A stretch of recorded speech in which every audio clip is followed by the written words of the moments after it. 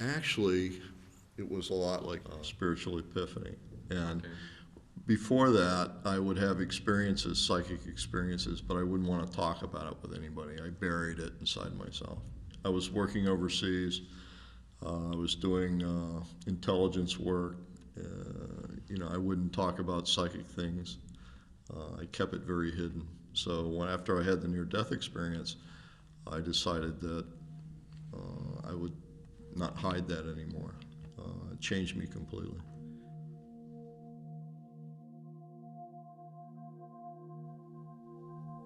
That you couldn't die, that there was no reason to be afraid of anything, that God was a white light energy. And so I was telling everybody this, and the military was saying, maybe something's wrong with Joe, you know. Uh,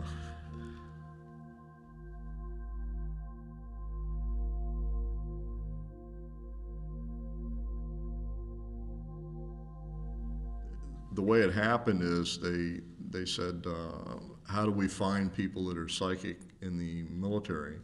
They said, well, we'll look at people who did jobs where they shouldn't have been able to do those kinds of jobs very well for very long. And they discovered that I was one of those people.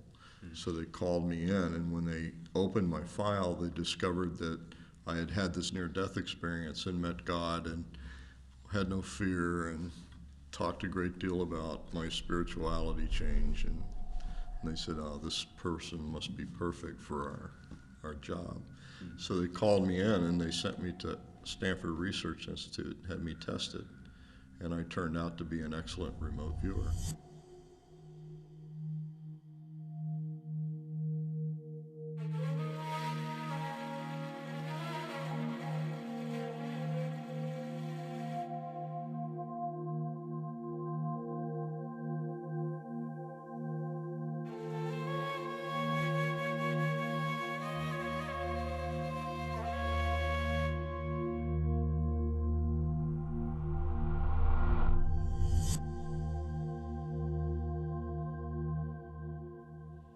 The original investigation into remote viewing started in 1972 at Stanford Research Institute.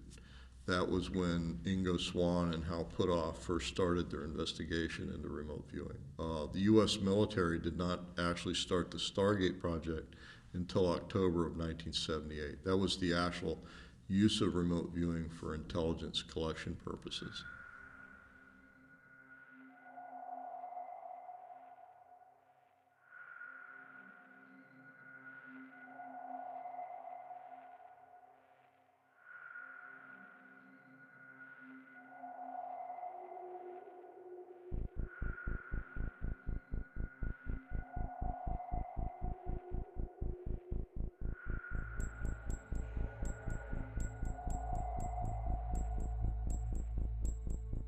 We were just another collection methodology.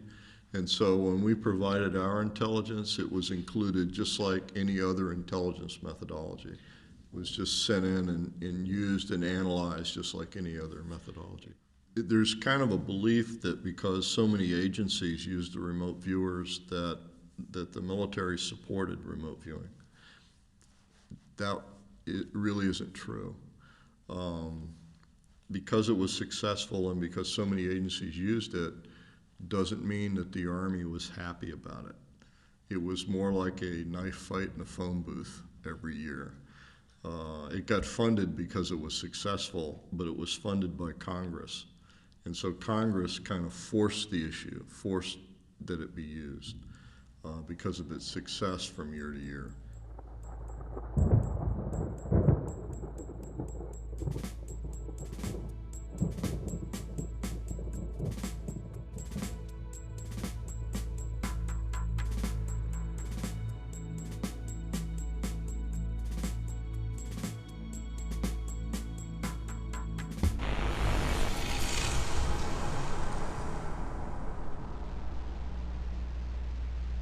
Remote viewing's been demonstrated in many labs in many countries by many different researchers using different kinds of remote viewing protocols. So remote viewing is a replicable example of psi.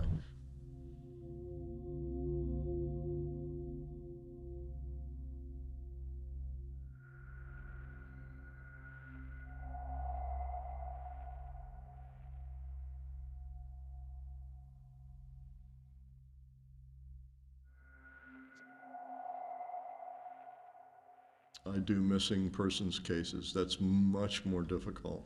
Some people don't want to be found. Some people are moving a lot, so the information has got to be used very quickly. Sometimes the information is hard to equate to an actual location on the ground. When you do remote viewing information, it's very difficult to be precise. Information sometimes looks the same for different cities. When I develop information for a missing person, I have to describe the city, the location within the city, the neighborhood within the location, the building within the neighborhood, and all these things have to be very, very precise. And when you're dealing in Japan, as an example, within Tokyo, there's 16 million people in Tokyo. The city's 160 by 80 miles. All the buildings in some areas for an 8-mile area all look alike. As an example, in my demonstrations of remote viewing on national level television, I've done now 86 demonstrations of remote viewing. That's on television. Out of those, I've done, in Japan as an example, I've had 13 appearances on television in Japan. That's done live on camera. I've looked for 26 missing people on television. I've found 10.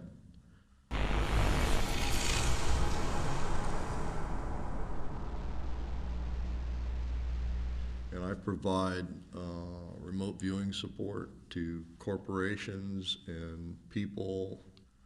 I find minerals, oil and gas is not a problem.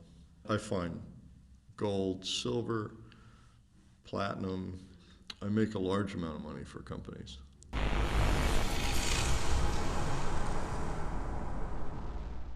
Bob Monroe was the person who I was doing the remote viewing with. And when he provided the targets, they were provided as coordinates. The first target, when I got the coordinate, was a pyramid, but it was a very bizarre pyramid. It seemed to be much larger, and it had funny rooms in it that were different from pyramids I understood. I commented that I believe this pyramid must be a new discovery because it was different. And we went to the next target, and it was a ruin, and I described that. I went from target to target, and as I was doing these targets, I was getting an impression of great age, very ancient targets. And so when I was asked how old these were, I said, oh, these are at least 1 million years old. These are very old. And that didn't make sense to me. And another funny thing about this particular target, one of the targets I was working on, I said, the sun looks very strange, very bizarre. So when I was through, and I finished all of the remote viewing, I came out of the remote viewing room because it was a dark room that I was in. And I was standing and talking to Robert Monroe. And then Skip Atwater came into the room, and he said, do you know what targets you were working on? And I said, yes, they were ruins somewhere. And he said, you were working on